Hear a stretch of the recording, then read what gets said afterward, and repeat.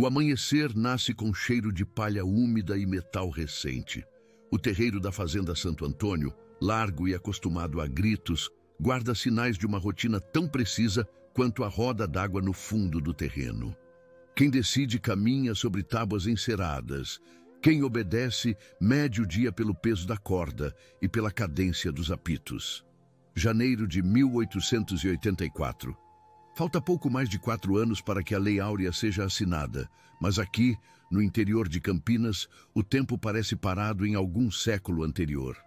As paredes da Casa Grande exalam cal fresco e prepotência. As senzalas, amontoadas ao fundo da propriedade, cheiram a suor envelhecido, urina e desespero contido. Nasceu ali, filha de uma mulher que nunca soube se chamar livre.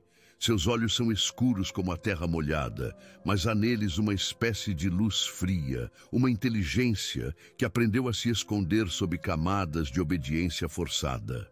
Ela trabalha no engenho, na cozinha, na lavanderia, onde quer que a chamem. Seu corpo pertence ao dia inteiro e às vezes também à noite. Usa chapéu de couro e carrega uma vara de marmelo que já deixou marca em dezenas de costas. Seu prazer não está apenas no trabalho cumprido, mas na humilhação imposta. Ele gosta de ver o medo nos olhos alheios. Gosta de sentir que sua presença basta para fazer alguém tremer. Há também José da Conceição, feitor secundário mais jovem, mas não menos cruel. Aprendeu com Severino que bondade é sinal de fraqueza e que escravizado não merece nem o benefício da dúvida. E há o senhor da fazenda, Coronel Armando Ferraz, que raramente suja as mãos, mas cuja voz ressoa em cada canto da propriedade como um decreto divino. Ele não precisa bater, outros batem por ele. Sabe quando Severino está chegando pelo arrastar da bota na terra batida? Sabe que José gosta de assobiar baixinho antes de dar uma ordem. Sabe que o coronel só sai do escritório no final da tarde, depois de contar as sacas de café e revisar os livros de controle. Ela mede tudo. 61 segundos é o tempo que leva para cruzar do galpão até a janela do escritório sem ser vista, desde que Severino esteja fazendo a ronda no curral. 43 passos da cozinha até o chiqueiro. 22 degraus da senzala até a entrada lateral da Casa Grande. A violência aqui não é exceção, é a gramática do cotidiano. Isabel foi tocada pela primeira vez aos 15 anos, não por Severino, mas por um visitante da fazenda, homem de terno claro e palavras educadas que, à noite, se transformou em animal. Ela aprendeu a engolir o grito, a deixar o corpo distante da mente, a sobreviver desligando pedaços de si mesma. Depois vieram outros. Severino foi um deles. José também. O coronel nunca, mas sua cumplicidade silenciosa pesava tanto quanto qualquer agressão direta. O corpo de Isabel carrega cicatrizes, algumas visíveis nas costas, nos braços, outras invisíveis, mas mais profundas, que doem quando chove e quando o sol esquenta demais. Ela aprendeu a não chorar onde pudessem ver. Aprendeu que lágrima é combustível para sadismo. Então chora sozinha, tarde da noite, com o rosto virado para a parede de pau a pique, mordendo o próprio braço para abafar qualquer som. Aprendeu a ler, escondida, observando as letras no verso de sacas de açúcar, nos jornais velhos usados para embrulhar mantimentos. Aprendeu a contar além de 10, coisa que poucos escravizados dominavam. Decorou a diferença entre os carimbos do coronel e os do contador que visitava a fazenda uma vez por mês. Percebeu que havia duplicidades nos registros, punições inventadas para justificar falta de estoque, surras anotadas em dias que nunca aconteceram. Autoridades de São Paulo vêm inspecionar a propriedade. Não é inspeção de rotina. Há rumores de que o Império está apertando o cerco, pressionado por movimentos abolicionistas que ganham força nas cidades. A visita foi anunciada com uma semana de antecedência e, desde então, a Casa Grande virou um formigueiro de atividade. Lanternas antigas foram trocadas por novas de latão polido. As fechaduras receberam óleo. Os inventários de ferramentas, de animais e de gente foram recontados. Severino anda mais nervoso que o normal. Sua vara de marmelo parece ter ganhado vida própria, zunindo no ar a menor provocação. Ele convocou reuniões com José e com os outros feitores, falando em voz baixa, mas Isabel captou fragmentos. Nada de marca recente. Mantenham as bocas fechadas. Se alguém falar demais, eu cuido pessoalmente. Ela sabe que o coronel mandou transferir alguns instrumentos, correntes, grilhões, ferros de marcar, para o depósito dos fundos, longe da vista dos inspetores. Sabe que o livro de ocorrências oficial, aquele que ficava sobre a mesa do escritório, sumiu, substituído por outro, mais limpo, com menos anotações comprometedoras. Isabel o viu uma vez, meses atrás, quando limpava a sala e encontrou uma pilha de papéis dentro de um baú mal fechado. Era um caderno de couro gasto com listas manuscritas, nomes, datas, punições, razões. Muitas razões falsas, muitas punições exageradas. Ela não podia levar o caderno, mas podia memorizar, e memorizou. Há outros na fazenda que também medem silêncios e guardam raiva no peito. João da Estrebaria é um deles. Homem de quase 50 anos, braços fortes de quem lida com cavalos desde criança, olhos sempre baixos, mas atentos. Ele foi castigado publicamente 6 meses atrás, acusado de roubar ferraduras, acusação falsa plantada por José para desviar a atenção de um desfalque de ração. João carrega as marcas nas costas e no orgulho. Ele e Isabel trocam olhares há semanas, não palavras. Apenas olhares que dizem, eu sei. Eu também sei.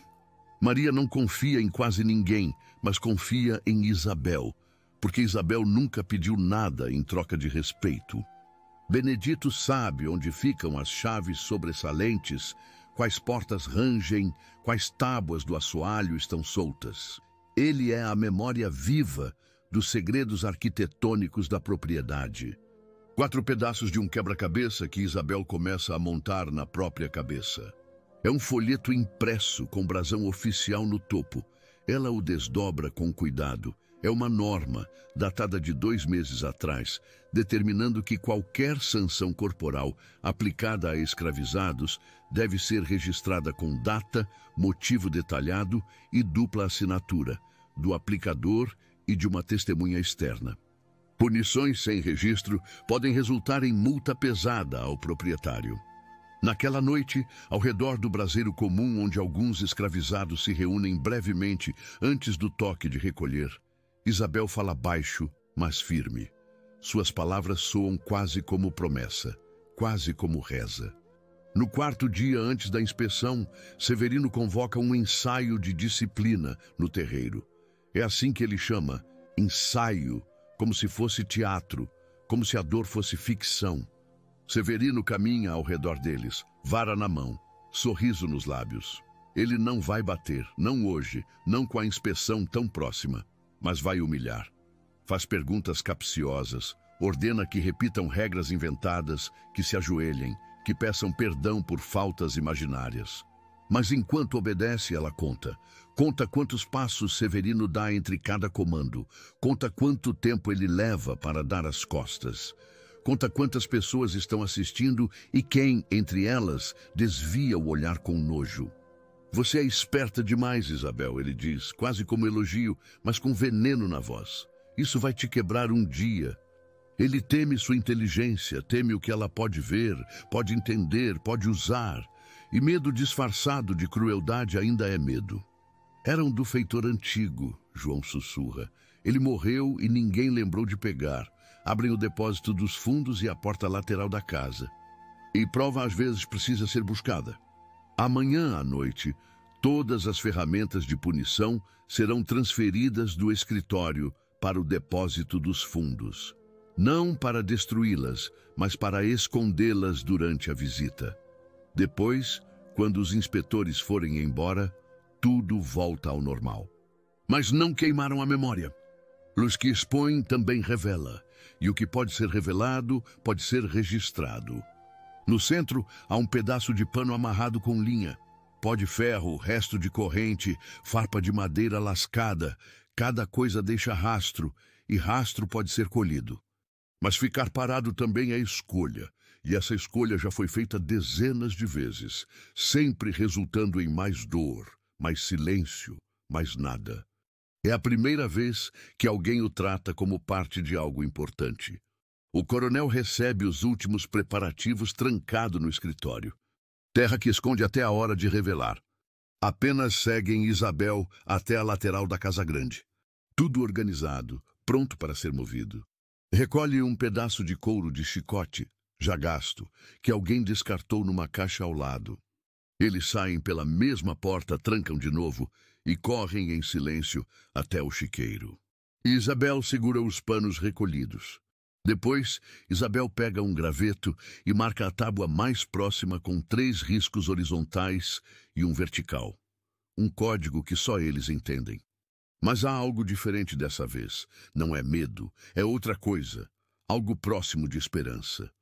Ela se levanta, lava o rosto na bacia de água fria que todos compartilham e veste a mesma saia de sempre. Mas hoje, dentro da bainha, além do folheto oficial que encontrou, ela carrega também um pedaço de carvão afiado e um retalho de papel dobrado em 4. O terreiro já está agitado quando ela sai. Os candeeiros instalados ontem brilham mesmo sob a luz do dia, reluzentes, novos. O chão foi varrido 3 vezes. As paredes da Casa Grande receberam uma camada fresca de cal que ainda não secou completamente. Tudo parece ensaiado, artificial, como cenário de teatro montado às pressas. Severino está ao lado dele, vara de marmelo substituída por um bastão mais discreto, quase decorativo. José circula entre os escravizados, distribuindo ordens em voz baixa, ajustando posturas, garantindo que todos pareçam saudáveis, descansados, quase contentes. Isabel trabalha perto da cozinha, descascando batatas, mas seus ouvidos captam cada fragmento de conversa. Maria passa por Isabel carregando uma bandeja de frutas. Suas mãos tremem levemente, mas seu rosto está sereno. Ela sussurra, sem mover os lábios. João está pronto. Benedito também. Às 9 da manhã, 3 cavalos sobem o caminho de terra que leva à entrada principal da fazenda.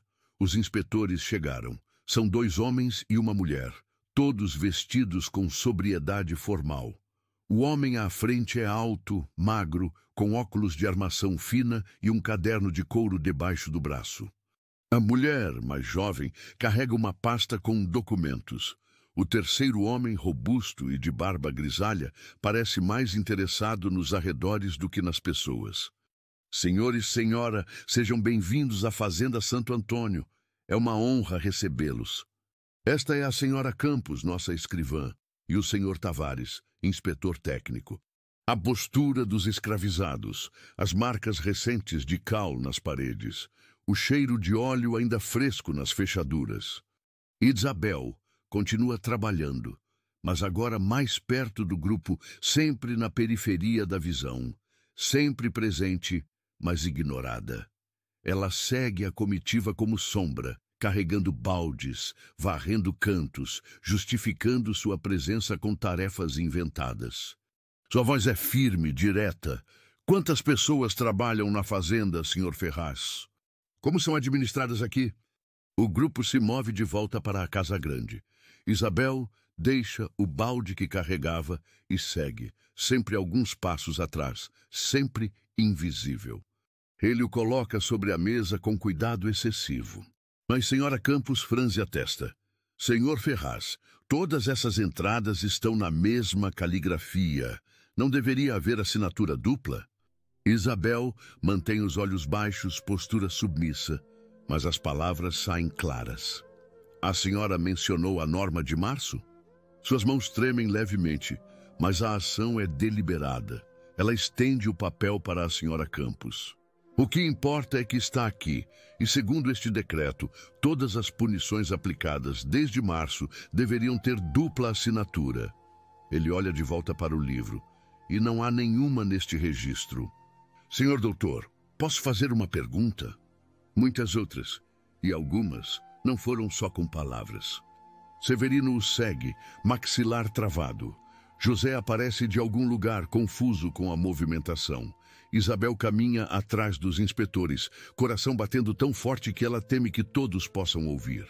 Pelo trajeto, Isabel vê João perto da estrebaria. Ele a olha, ela acena discretamente com a cabeça. João desaparece na direção do chiqueiro.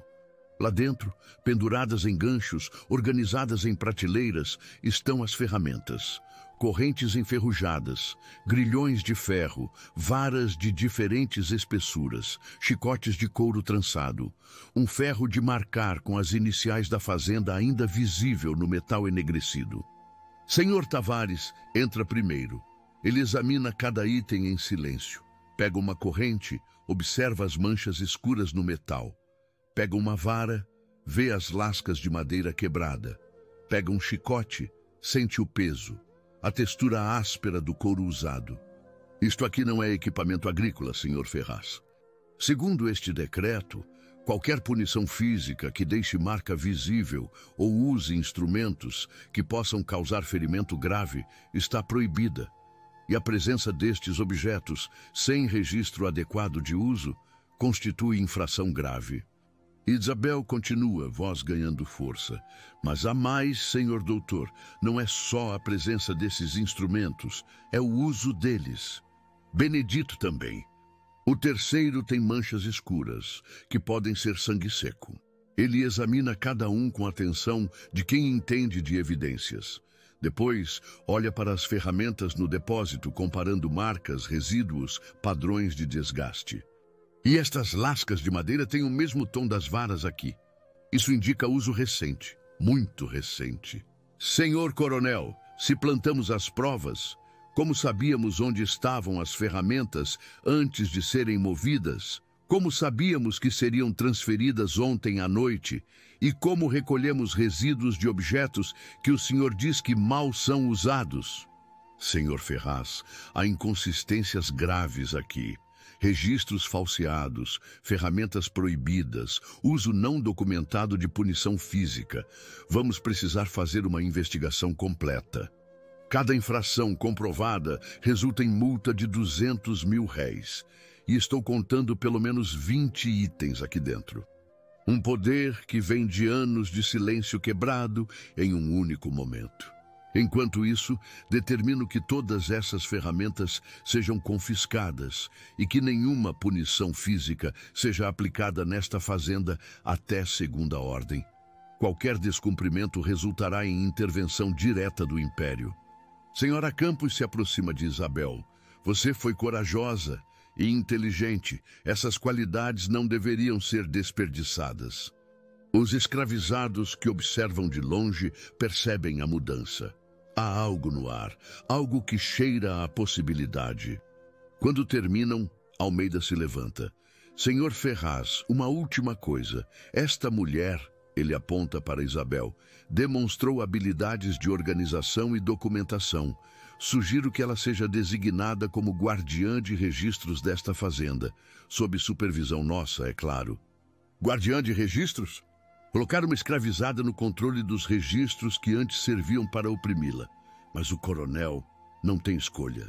É a sensação de que, pela primeira vez em 26 anos, sua inteligência foi vista como valor, não como ameaça. Isabel está de pé na varanda da Casa Grande, segurando um carimbo novo que Senhora Campos deixou para ela. Um carimbo com seu nome gravado, Isabel de Campinas. O que acontece agora? O terreiro está mergulhado em penumbra quando Isabel chega à senzala. Os candeeiros instalados para impressionar os inspetores ainda ardem, criando círculos de luz amarelada que dançam com o vento. Severino está no centro de um grupo de escravizados, vara na mão, rosto contorcido em raiva mal contida. Outros escravizados se aproximam também, formando um semicírculo silencioso. É o cheiro de um homem que perdeu o único poder que tinha e não sabe existir sem ele. Não preciso de proteção, Senhor. Preciso apenas que o Senhor entenda que as coisas mudaram. Quando os inspetores forem embora, quando tudo voltar ao normal, eu vou te fazer pagar por cada segundo de vergonha que me causou. Severino dá um passo à frente. Função, você não passa de propriedade, e propriedade não tem função, tem dono. Mas propriedade que agora tem registro, propriedade que tem testemunhas, propriedade que o império está observando. O Senhor pode me bater, Senhor Severino, pode até tentar me eliminar, mas cada ação sua agora deixa rastro, e rastro vira documento, e documento vira prova. Uma firmeza construída não em arrogância, mas em evidência acumulada. Quando Severino desaparece dentro da casa, os escravizados ao redor começam a sussurrar. Maria se aproxima de Isabel. Mas não pode fazer isso abertamente. Então vai tentar me pegar sozinha em algum momento em que não haja testemunhas. Alguém está sempre perto de você, sempre. Mas responde do jeito certo. Com prova, com testemunha, com registro. José evita todos, claramente tentando se distanciar do escândalo. Ensina outros escravizados a ler o suficiente para reconhecer seus próprios nomes, para entender datas, para saber quando algo está errado. Cria um sistema de rodízio para testemunhas, garantindo que nenhuma punição aconteça sem pelo menos 2 pessoas presentes. Alguns escravizados desconfiam dela, acham que está se colocando acima dos outros, mas a maioria entende. A maioria vê que Isabel não está buscando poder sobre eles, mas proteção para todos. Isabel está no galpão de armazenamento sozinha, contando sacas de café para o inventário mensal. É tarde, quase hora do jantar. A luz do dia está morrendo e os candeeiros ainda não foram acesos. Severino entra no galpão, não traz a vara, mas seus punhos estão cerrados. Ele fecha a porta atrás de si. Seu coração acelera, mas sua voz sai firme. O Senhor está cometendo um erro. Há sacas empilhadas atrás dela, bloqueando a saída lateral. João está ali, acompanhado de Tomás e outros 4 homens. Maria aparece pela porta lateral, trazendo 2 mulheres com ela. Benedito surge de trás de uma pilha de sacas, rápido como sempre. Em vez disso, ele avança em direção a Isabel, braço erguido. O cotovelo de Isabel atinge Severino na lateral do rosto. O impacto é seco, brutal, preciso. Não é um golpe aleatório, é acúmulo de anos de dor transformado em ação. É a força de cada humilhação, cada abuso, cada noite de medo condensada em um único momento. Há um som estranho, um estalo que preenche o galpão. Ele cai de joelhos, mão no rosto, gritando. Quando ele afasta a mão, sangue escorre de sua boca. Sua mandíbula está deslocada, pendurada em ângulo errado. Não era assim que deveria acontecer, mas aconteceu, e não há volta. Ele se aproxima de Isabel, coloca a mão no ombro dela. Defesa, foi defesa, todos vimos. Vamos documentar tudo o que aconteceu aqui. Quando vê Severino sendo carregado, rosto ensanguentado, mandíbula destroçada, ele empalidece. O senhor Severino me atacou no galpão de armazenamento. Tentei me esquivar, mas ele insistiu. Fui forçada a me defender. Há 11 testemunhas do ocorrido. Se negar o relato de Isabel, nega o testemunho de 11 pessoas. Se punir Isabel, vai contra as normas que os inspetores estabeleceram. Se proteger Severino, admite que o capataz estava agindo fora da lei. Registre, ele diz finalmente, voz pesada. Registre tudo e chame o médico da vila para cuidar do Severino. Depois estende o caderno para João e Maria, que assinam como testemunhas primárias. Tomás assina como testemunha secundária.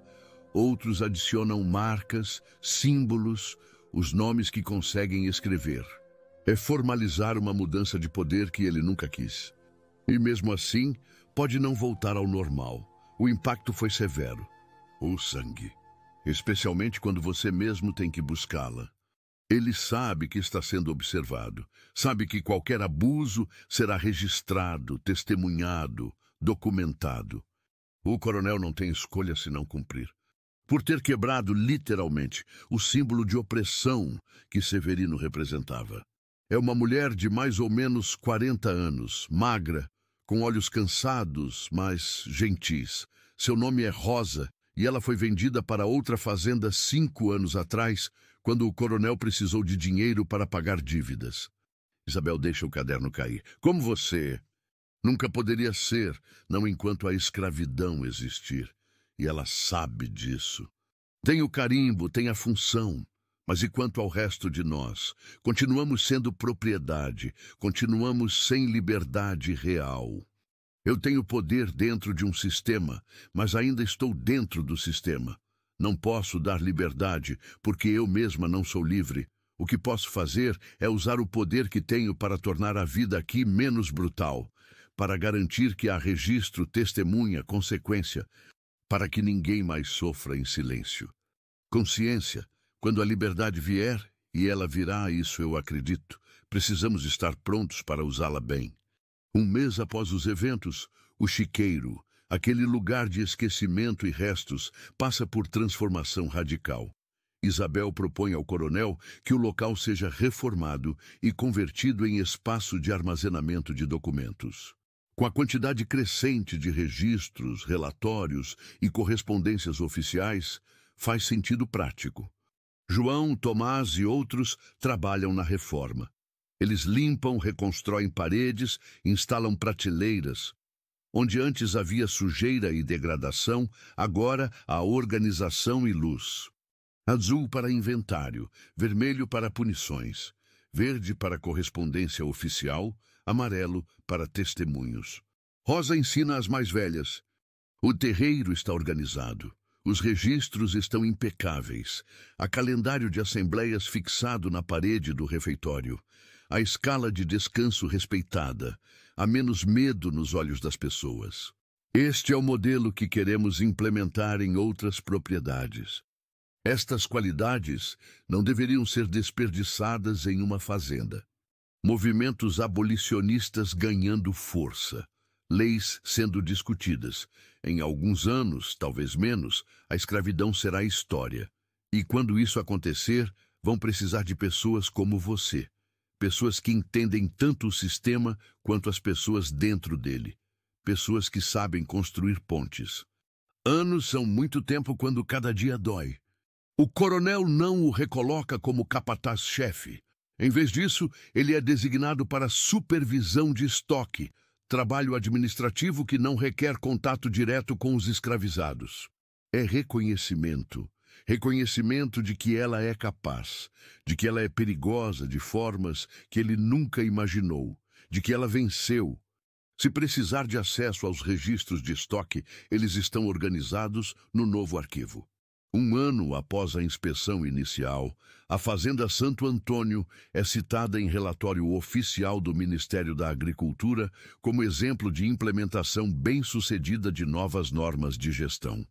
O documento menciona especificamente o sistema de registros desenvolvido por Isabel e recomenda sua adoção em outras propriedades. Recebe algo melhor. Autonomia real para continuar seu trabalho e expandir o sistema de ensino informal. A discussão sobre questões práticas, escalas de trabalho, necessidades de manutenção, problemas a resolver. Há também momento de ensino, leitura coletiva de documentos oficiais, explicação de direitos, poucos que sejam, discussão sobre eventos nas cidades. É nesses momentos que Isabel vê o futuro. Não o futuro distante e incerto da abolição, mas o futuro imediato e tangível de pessoas aprendendo a pensar coletivamente, a decidir juntas, a construir estruturas de apoio mútuo. Seu corpo ainda carrega as cicatrizes do passado, mas sua mente está mais afiada do que nunca. Ela domina não apenas leitura e escrita, mas contabilidade básica, organização de arquivos, análise de documentos legais. É febre que não passa, tosse que piora, fraqueza que se instala. O médico da vila diz que não há muito a fazer. É questão de tempo. Sua mãe tinha um sonho. Rosa sussurra uma noite, voz fraca. Ela sonhava que você seria livre, que você viveria para ver o fim disto tudo, que você ajudaria a construir algo melhor. Lembre-se de mim, lembre-se de todos que não chegaram até lá e construa pensando neles. A dor da perda é profunda, mas também cristaliza algo em Isabel. Determinação renovada, propósito reafirmado. Em 1888, 4 anos após a inspeção inicial, a Lei Áurea é assinada. A notícia chega à fazenda através de um jornal que Benedito, agora com 16 anos e alfabetizado, traz da vila. É declarada extinta desde a data desta lei a escravidão no Brasil. Mas liberdade, ela aprende rapidamente, não significa fim das dificuldades, significa início de novos desafios. Trabalho remunerado, moradia, alimentação, precisamos negociar. Isabel representa o grupo, usando todas as habilidades que desenvolveu nos últimos anos. Ela exige salário justo, condições de moradia adequadas, direito à educação para as crianças, respeito incondicional. O coronel, sem opções reais, a fazenda não pode funcionar sem mão de obra, aceita a maioria dos termos. Mas quando olha para o arquivo que construiu, para as crianças que ensina, para o sistema que criou, ela percebe que tem missão inacabada aqui. O chiqueiro, transformado em arquivo, torna-se símbolo. Onde antes havia restos e esquecimento, agora há conhecimento e lembrança. Onde antes havia dor enterrada, agora há história preservada. Para que não esqueçamos de onde viemos e para onde vamos. Eu vim conhecer o trabalho que você continuou fazendo, ela explica. Ouvi que você transformou esta fazenda em centro de educação e memória. As assembleias que ainda acontecem, agora discutindo direitos trabalhistas e organização coletiva. Ela olha para as prateleiras cheias de cadernos, documentos, cartas, desenhos de crianças aprendendo a escrever. Cada item é pedaço de história. Cada história é pedaço de vitória. Passa os dedos sobre as páginas amareladas, sobre as assinaturas das testemunhas. Foi quando entendeu que poder não está apenas em força física, mas em organização, em conhecimento, em construção coletiva de futuro melhor. Há sempre mais trabalho, mas é trabalho que escolheu fazer, trabalho que tem significado, trabalho que honra todos que vieram antes e prepara caminho para todos que virão depois. Deixe sua opinião nos comentários e inscreva-se no canal para mais histórias de coragem e transformação.